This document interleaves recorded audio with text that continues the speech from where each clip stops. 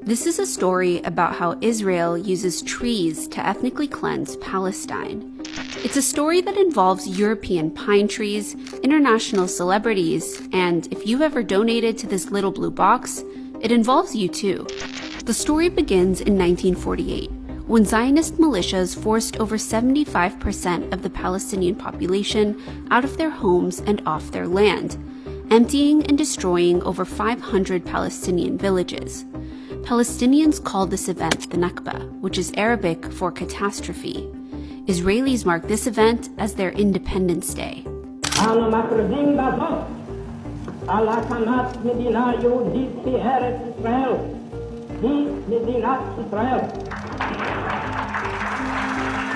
Shortly after the State of Israel was created, the state seized and illegally annexed over 240,000 acres of land and property that was classified as abandoned after its Palestinian owners were forced out and barred from returning. This stolen Palestinian land was transferred to an organization by the name of the Jewish National Fund, or the JNF, an international organization with charitable status in countries like the US, Canada, and the UK. But the JNF isn't your average charity.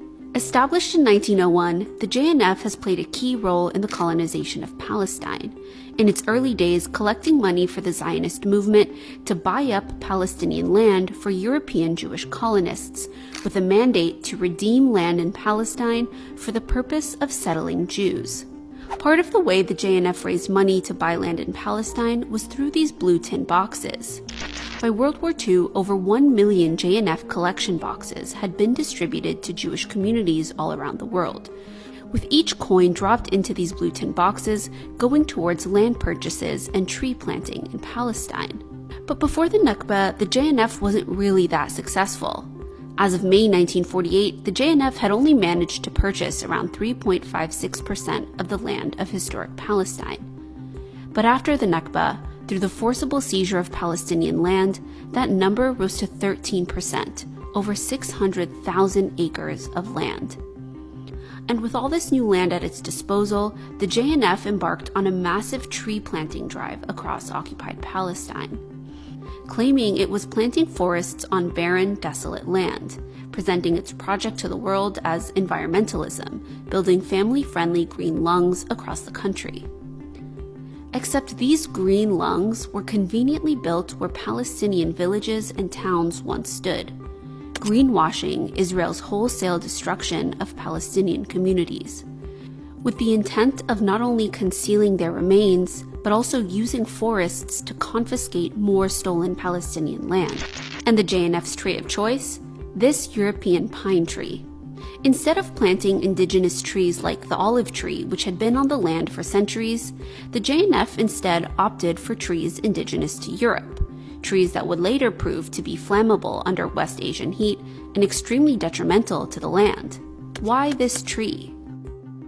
Well, because settlers didn't just want the land, they also wanted it to look like Europe, transforming the Levantine landscape into something European Jewish settlers would feel at home in.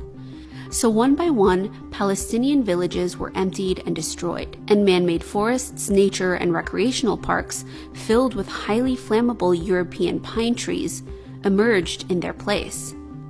Al-Lajun became Megiddo Forest, Beit Jiz turned into Rabin Park, and American Independence Park was built on the ruins of 7 Palestinian villages.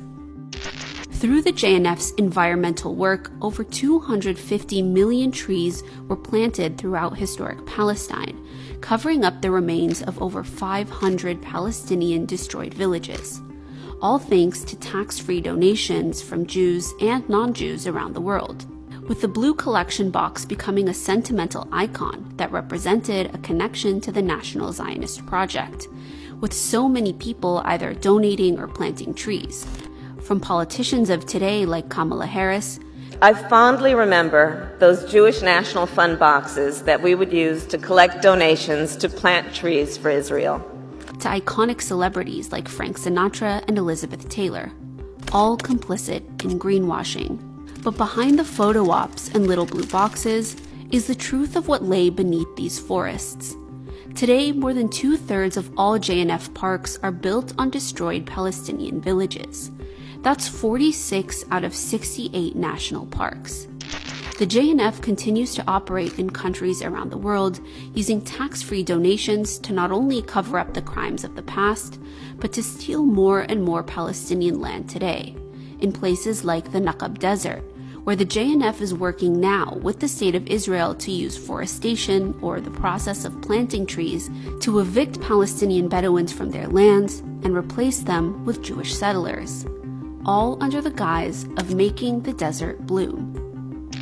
This story, and so many others like it, is a reminder of how even the most innocent things, like trees or charities that plant trees, when used by colonial entities like Israel, are often just a cover-up for something much more sinister. This one just happens to be a cover-up that's been 76 years in the making.